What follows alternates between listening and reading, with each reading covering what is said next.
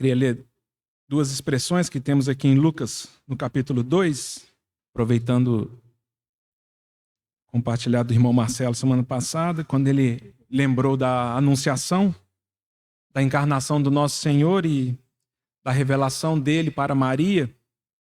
Eu queria ler aqui também essas duas expressões, no capítulo 2, no versículo 39.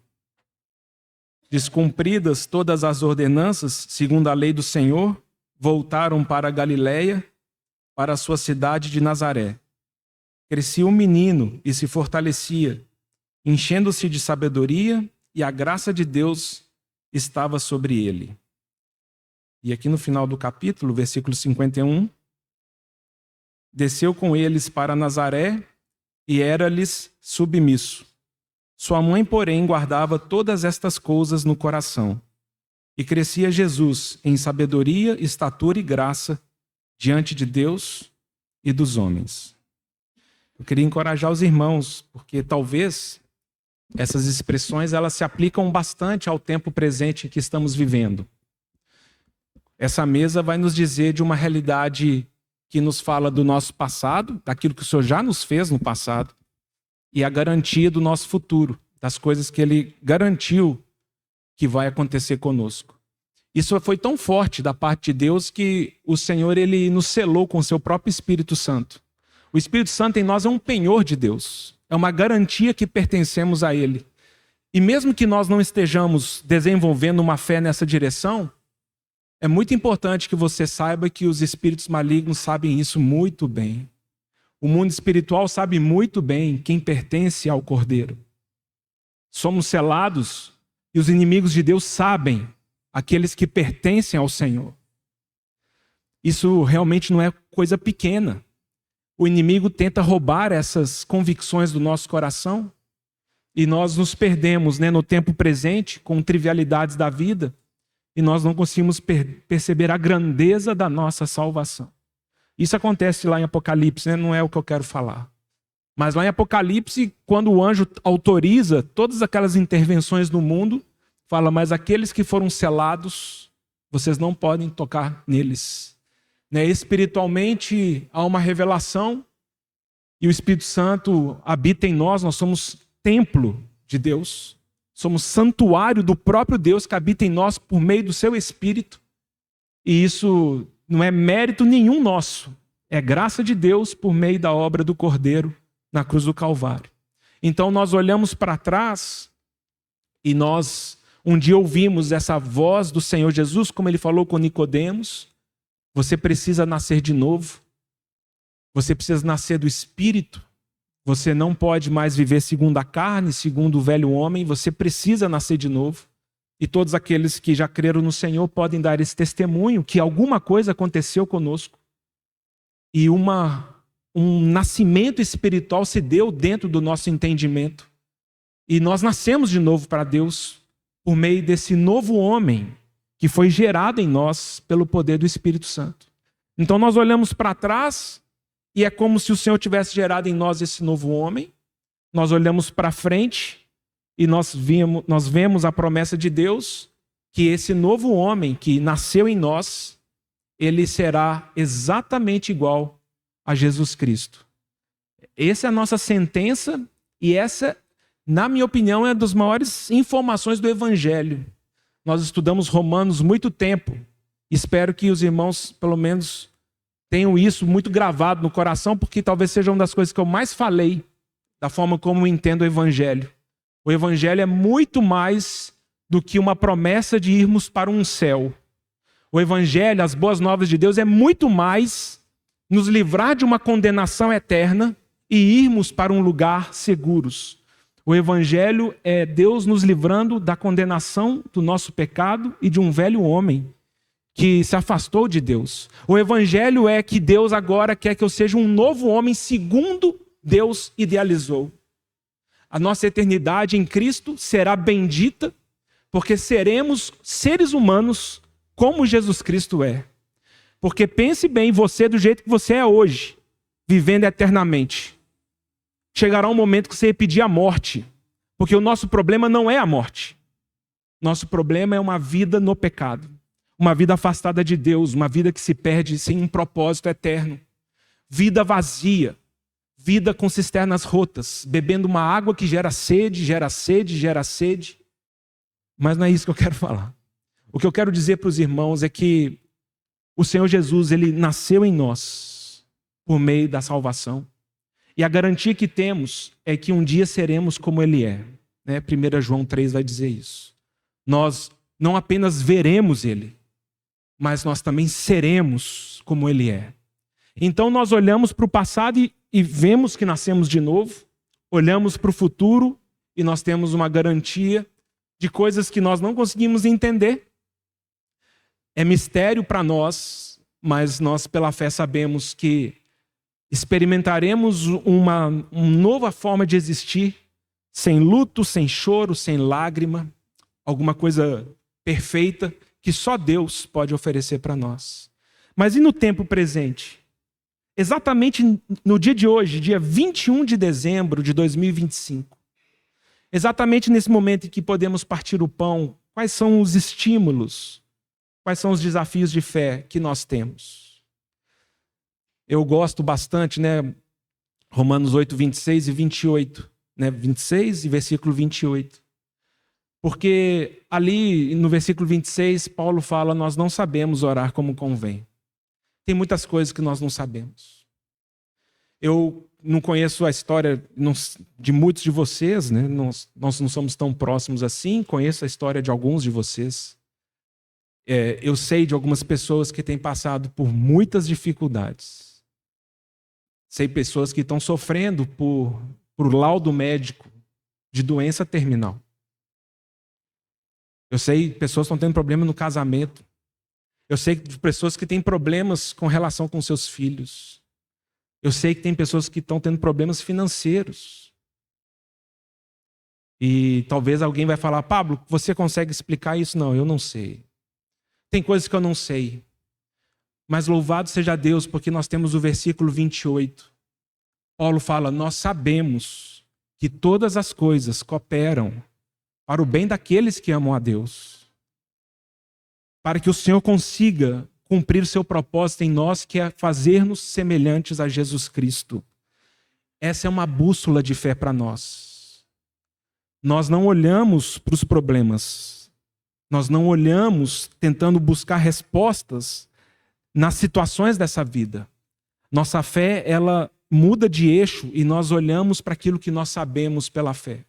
Existem situações que vêm contra nós, que nós não sabemos o porquê, mas nós sabemos que essas situações podem ser instrumentos de Deus para que Cristo seja formado em nós. E esse é um processo que aconteceu com Maria.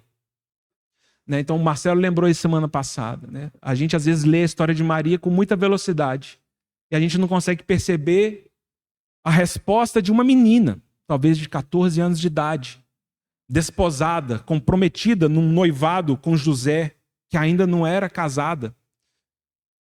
Quando o Senhor fala, bem, você vai ter um filho. E isso era uma sentença de morte para ela. Alguém conhece outra história assim? No passado? No futuro? Alguém conhece alguma mulher que engravidou do Espírito Santo? Sua filha vai chegar nessa casa com 13, 14 anos e fala assim, não engravidei de um homem, eu engravidei do Espírito Santo.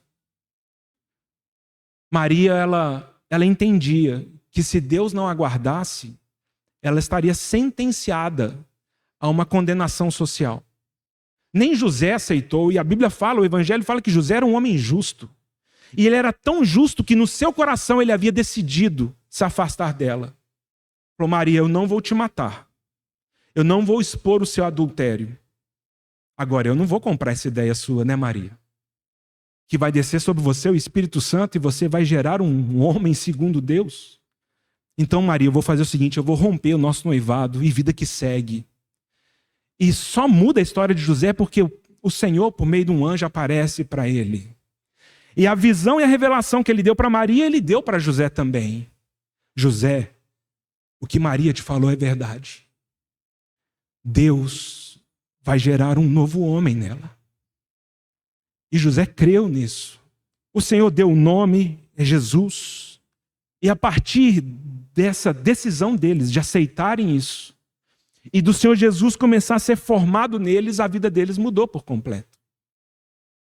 Então é por causa de Jesus nascendo na vida dessa família que um anjo fala: olha, vocês vão ter que fugir para o Egito, porque Herodes vai matar as crianças. Por causa de Jesus que está sendo gerado, eles têm que ir embora, pegar suas malas, montar num jumento, andar dias em caminhos empoeirados, ir para uma outra região que eles não conhecem ninguém, viver de uma forma desconfortável, cheia de inseguranças, cheia de medos, ir para o Egito, ir para um outro continente, viver ali por causa do menino que nasceu, por causa de Jesus, que foi gerado nessa família. O menino crescia nessa família, o menino crescia em sabedoria, em estatura e graça. Eles depois, que Herodes morre, e o anjo fala: agora vocês podem voltar, porque aquele que queria matar a criança já morreu. Eles voltam para Nazaré. E nós temos essa história aqui de Lucas 2, que eles foram para Jerusalém por causa das festas. E depois voltando para sua casa, um dia de caminhada. Depois de um dia eles viram que Jesus não estava com eles. Mas Jesus é a pessoa importante e eu não posso ir sem ele. E eu preciso voltar aonde eu deixei Jesus. Jesus é a pessoa que eu não posso abandonar.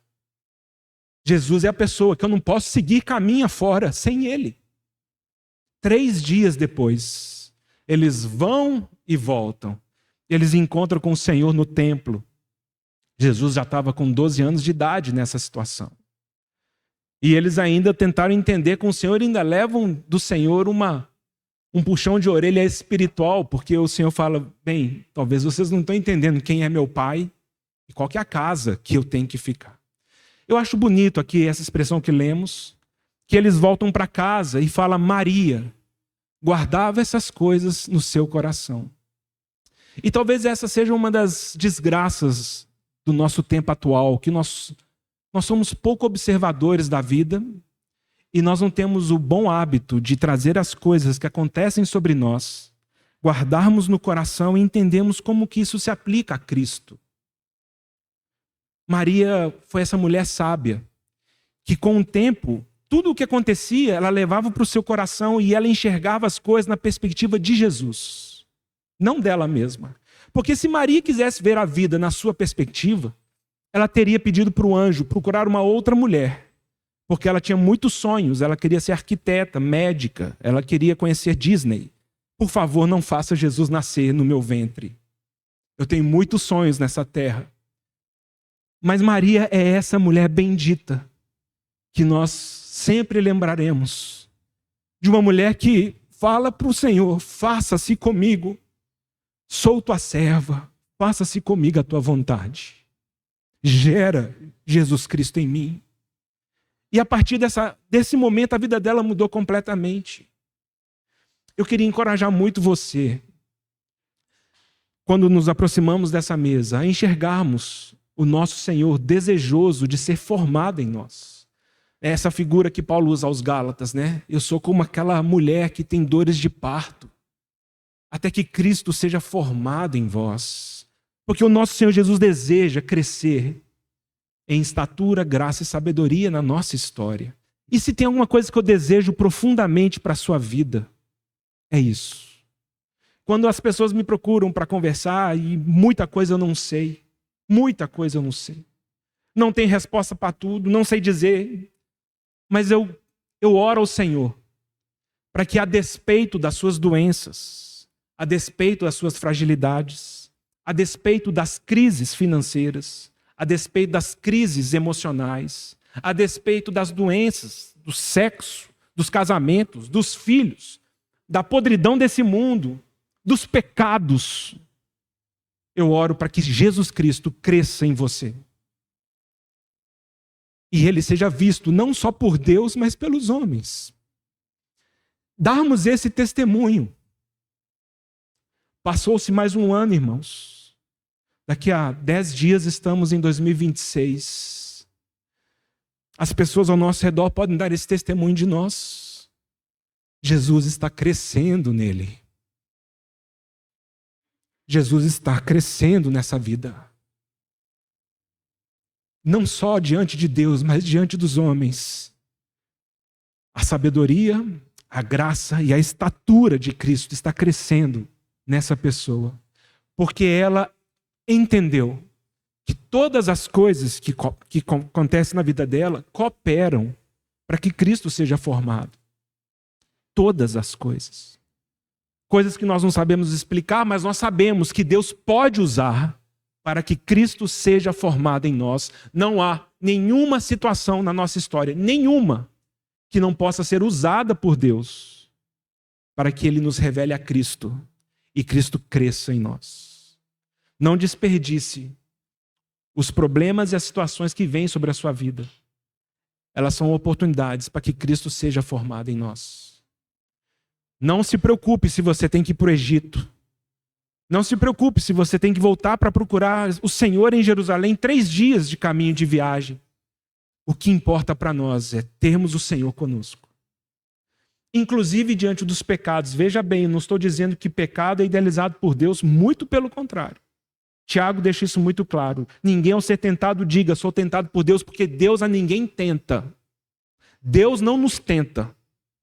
Somos tentados pela nossa própria cobiça, quando essa nos atrai e nos seduz. Então não é que o Senhor gera tentação em nós, mas quando somos tentados pela nossa carne e pecamos, mesmo nesse caminho de pecado, há um caminho para que Cristo seja visto. Experimentemos a sua graça, o seu perdão e prossigamos. Não é isso João 8, a mulher adúltera? Porque aquela mulher despida, nua, ela ficou aos pés do Senhor. E ela ouviu do Senhor o seu perdão. Então, não se aproxime dessa mesa desesperançado. Não se aproxime dessa mesa falando, não, os meus pecados são maiores do que a graça de Deus. Não faça isso. Isso é um insulto à cruz de Cristo. Não enxergue as provações, as limitações da sua vida como um problema, mas enxergue como uma oportunidade para que Cristo seja formado em você. Não há nenhuma situação na sua vida que não possa ser usada pelo Espírito Santo para que Cristo cresça. E essa é a minha oração por você e por mim. Que os nossos olhos possam ser abertos. Que o Senhor Jesus possa crescer em mim. E assim eu possa poder dizer, não sou mais eu quem vivo, mas Cristo vive em mim. E eu possa ser um homem cheio de sabedoria, graça, diante de Deus e diante dos homens. Por causa de mim? Não, por causa de Cristo que vive em mim. Todas as coisas cooperam para o bem daqueles que amam a Deus, para que Cristo seja formado em nós. Participe dessa mesa, coma desse pão, beba desse cálice, discernindo que nós não estamos soltos nessa vida, Deus não te abandonou, Deus não esqueceu de nós, Deus não está longe de nós, pelo contrário, Deus está próximo. O que nos afasta de Deus é o nosso coração de incredulidade, porque queremos um Cristo que não nos leva para o Egito, não nos faz voltar para Jerusalém, não nos faz assumirmos uma condenação de morte social. Aí não vai funcionar, o Senhor não pode nascer. Tome posse da vida do Senhor. Lembre-se que quem está oferecendo esses elementos para você não é a Rua Presidente, não é um presbitério, não sou eu, é o próprio Senhor Jesus. Esse momento ele se torna pessoal, intransferível, onde o Espírito Santo deseja falar para você, eu sei exatamente todas as coisas que estão acontecendo na sua vida. Eu sei exatamente. E eu sei que Cristo pode ser formado em você por meio dessas situações. Que o Senhor fale aos nossos corações, sejamos consolados e encorajados pelo Espírito Santo de Deus e façamos isso com alegria.